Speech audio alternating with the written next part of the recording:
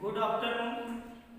आज हम लेक्चर 5 में एक समान वाय वैद्युत क्षेत्र में रखे वैद्युत द्विध्रुव पर लगने वाले बल युग्म के आघूर्ण के बारे में जानेंगे। लेक्चर 5 को शुरू करने से पहले हम आपको ये बता देना चाहते हैं कि इसके पहले लेक्चर 1, 2, 3, 4 को जरूर देखें, जिससे आपको लेक्चर 5 को समझने में कोई समस्या नहीं होगी। तो आइए हम शुरू करते हैं। एक समान वाय वैद्युत क्षेत्र में बल युग्म का आघूर्ण कैसे फाइंड किया जाए। तो इसको शुरू करने के पहले आपको हम वैद्युत बल रेखा के बारे में बताएं। वैद्युत बल रेखा क्या होता है? वैद्युत बल रेखा वैद्युत क्षेत्र में खींचा गया एक काल्पनिक वक्र होता है जो निष्कोण होता है, जिस पर एक स्वतंत्र व पृथक्कृत धन आवेश चलता है। वैद्युत जो बल रेखा होती है वो कभी भी एक दूसरे को नहीं काट सकती, क्योंकि यदि वे काटते हैं तो उस बिंदु पर दो बल रेखाएं खींची जा सकती हैं, जो कि असंभव है। वैद्युत जो बल रेखा होती है सदैव धन आवेश से ऋण आवेश की ओर होती है। वैद्युत बल रेखा के किसी भी बिंदु पर खींची गई स्पर्श रेखा उस बिंदु पर धन आवेश पर लगने वाले बल की दिशा को प्रदर्शित करती है। तो हमने एक सामान्य वैद्युत क्षेत्र खींचा है, जिसमें हमने वैद्युत द्विध्रुव को रखा है। वैद्युत ध्रुव आपका -q और +q कूलम्ब का आवेश है, और इनके बीच की डिस्टेंस आप जानते हैं 2l होता है। अगर हम एक समान वैद्युत क्षेत्र में, ध्यान दीजिएगा, अगर हम एक समान वैद्युत क्षेत्र में वैद्युत द्विध्रुव को रख दें तो उस पर एक बल युग्म कार्य करने लगता है। जो बल युग्म वैद्युत द्विध्रुव को वैद्युत क्षेत्र की दिशा में संरेखित या लाने का प्रयत्न करता है, जो संरेखित या लाता है वैद्युत क्षेत्र की दिशा में, उसे हम प्रत्यानयन बल युग्म आघूर्ण कहते हैं। प्रत्यानयन बल युग्म आघूर्ण को हम लोग टो से प्रदर्शित करते हैं। प्रत्यानयन बल युग्म आघूर्ण का सिंबल है टो। प्रत्यानयन बल युग्म आघूर्ण जो बराबर होता है Pe sin थीटा।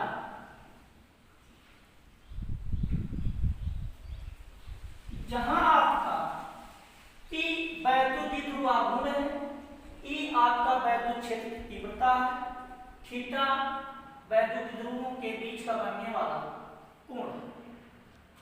आइए हम प्राप्त करते हैं ये फार्मूला किस प्रकार आता है। एक समान वैद्युत क्षेत्र में आवेश -q व +q है, जो मिलकर एक वैद्युत द्विध्रुव की रचना करते हैं। अगर हम एक समान वैद्युत क्षेत्र में आवेश को रखते हैं, उस पर फोर्स लगेगा, जो F लग रहा है, -q पर भी फोर्स F लग रहा है, +q पर भी फोर्स F लग रहा है, समान फोर्स लग रहा है, परंतु दिशाएं की विपरीत। तो जो प्रत्यानयन बल युग्म आघूर्ण होता है वो वैद्युत द्विध्रुव को वैद्युत क्षेत्र की दिशा में लाता है। तो वैद्युत द्विध्रुव को वैद्युत क्षेत्र की दिशा में लाने में जो कार्य करता है वो प्रत्यानयन बल युग्म आघूर्ण होता है। अतः प्रत्यानयन जो बल युग्म आघूर्ण होगा टाउ बराबर उन दोनों आवेशों में जो किसी एक आवेश पर बल लगता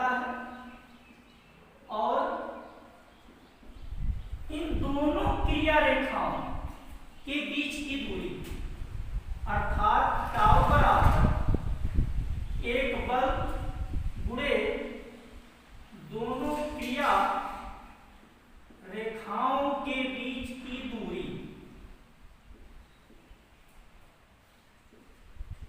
बल F लिख दीजिए आप, गुणे दोनों क्रिया रेखाओं के बीच की दूरी आपकी है 2L sin theta, 2L sin theta.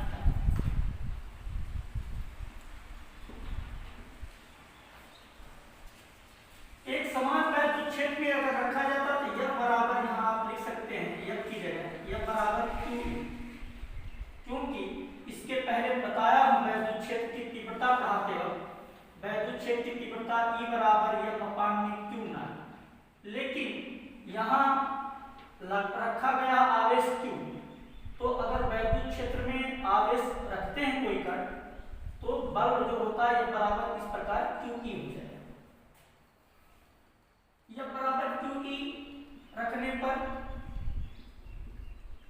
तब आपका हो जाएगा टाउ बराबर QE into 2L sin theta.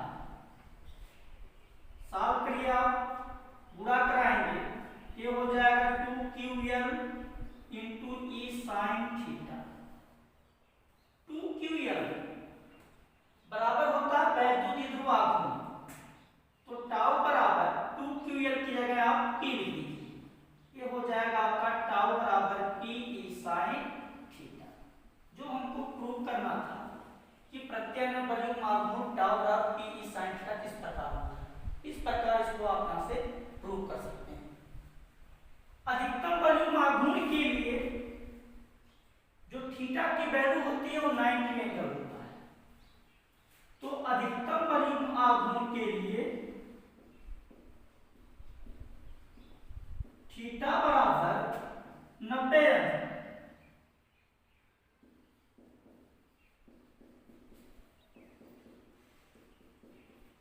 Theta बराबर 90, तब टाउ मैक्स, मैक्स मीन्स अधिकतम यानी maximum, equal to PE sin theta की जगह आप रखेंगे ये sin थीटा को 90 से रखेंगे तो sin 90 sin 90 का मान 1 हो जाएगा। इस स्थिति में टाउ मैक्स का मान अधिकतम होता है, टाउ मैक्स इक्वल टू हो जाएगा आपका PE।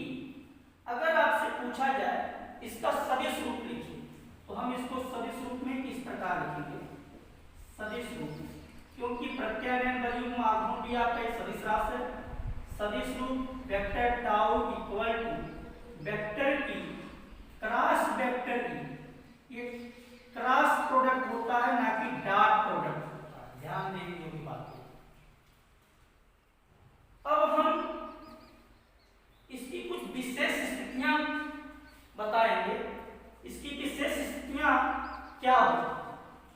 अगर हम वैद्युत ध्रुव को वैद्युत क्षेत्र की दिशा, यदि वैद्युत ध्रुव को वैद्युत क्षेत्र की दिशा के समांतर रखते हैं तब थीटा की वैल्यू क्या रख लेते हैं, अगर हम लंबवत रखते हैं तब थीटा की वैल्यू क्या रखते हैं, और यदि वैद्युत क्षेत्र की दिशा के समांतर हो परंतु विपरीत दिशा में हो तब हम थीटा की वैल्यू कितना लेते हैं।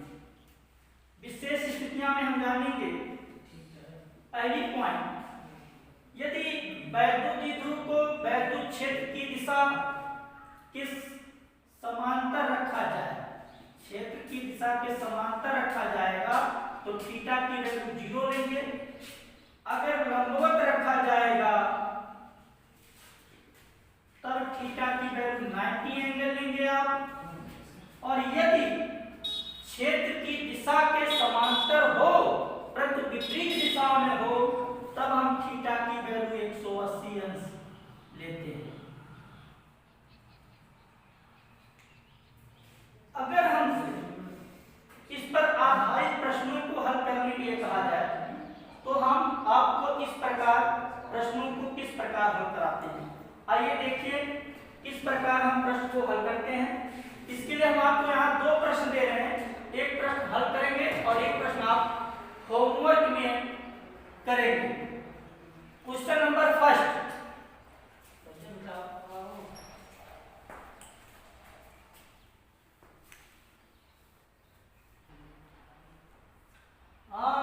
तो ये मैं एक सवाल लिखा हूं। सवाल है आपका -4 माइक्रोकूलम तथा +4 माइक्रोकूलम के दो बिंदु आवेश एक दूसरे से 2 सेंटीमीटर की दूरी पर स्थित हैं, जो एक वैद्युत द्विध्रुव की रचना करती है। यह वैद्युत द्विध्रुव 2 × 10⁵ वोल्ट प्रति मीटर के एक समान वैद्युत क्षेत्र में स्थित है। तो ज्ञात कीजिए, पहला आपको क्या करना है, वैद्युत द्विध्रुव आघूर्ण, दूसरी पॉइंट क्या करना, अधिकतम बल आघूर्ण। तो सबसे पहले हम सवाल को हल अगर करते हैं तो हमको ये जानकारी होनी चाहिए प्रश्न में क्या दिया गया है और क्या पूछा जा रहा है। तो इसके लिए आप सारे राशियों के सिंबल व उनके यूनिट जरूर याद होने चाहिए। तो ये कह रहा -4 माइक्रोकूलम +4 माइक्रोकूलम, दो आवेश आपके हैं। हमने पहला चार्ज लिया -4 माइक्रोकूलम और दूसरा चार्ज आपका है +4 माइक्रोकूलम। ये वैद्युत द्विध्रुव है, इलेक्ट्रिक डाइपोल है। इनके बीच की दूरी 2 सेंटीमीटर दिया है, डिस्टेंस आप 2 सेंटीमीटर लिखिए। लास्ट में कह ही रहा है कि जो वैद्युत द्विध्रुव की रचना करते हैं, तो आप जाने वैद्युत द्विध्रुव तत्काल आपके दिमाग में आना चाहिए कि वैद्युत द्विध्रुव आखिर क्या होता है, जिसके आधार पर आप इसको समझ पाएंगे। तो उसमें बताया गया है कि वैद्युत द्विध्रुव एक ऐसा निकाय है जिसमें दो विपरीत प्रकार के आवेश परंतु समान परिमाण के एक दूसरे से अल्प दूरी पर स्थित होते हैं, वह वैद्युत द्विध्रुव कहलाता है। जबकि उनके निकायों में से किसी एक आवेश और उनके बीच की अल्प दूरी के गुणनफल को वैद्युत द्विध्रुव आघूर्ण कहते हैं। तो आपसे वैद्युत द्विध्रुव आघूर्ण पहले पूछा था, तो वैद्युत द्विध्रुव आघूर्ण P बराबर होता है Q गुणे में 2L।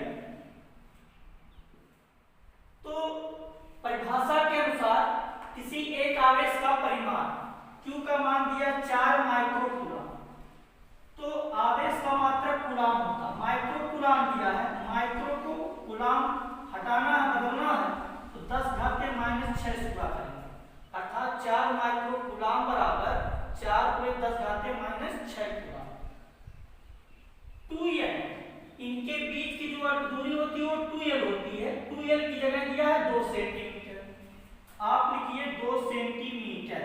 सेंटीमीटर को चेंज करिए मीटर में, तो 10⁻⁻2 से गुणा कर देंगे आप, तो मीटर में बदल जाएगा।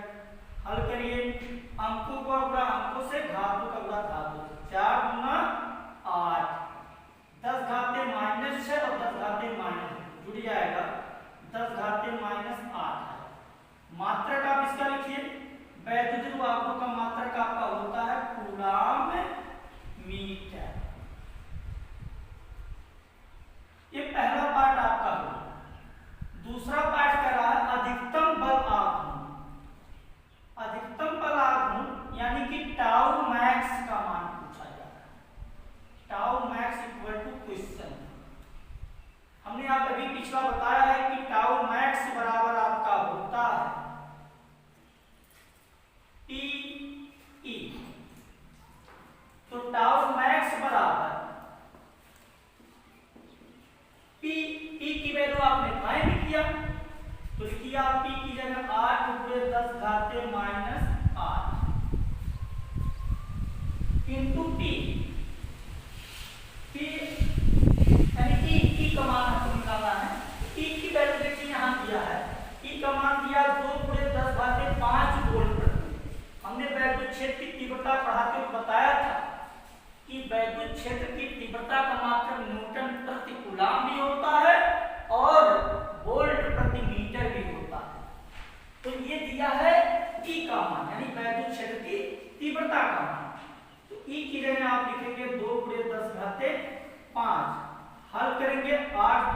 16 गुणे 10 की घात माइनस 8 और प्लस 5 है तो आ जाएगा -3 मात्रक आपका न्यूटन मीटर, या इसको आप लिख सकते हैं 1.6 × 10⁻⁻² न्यूटन मीटर।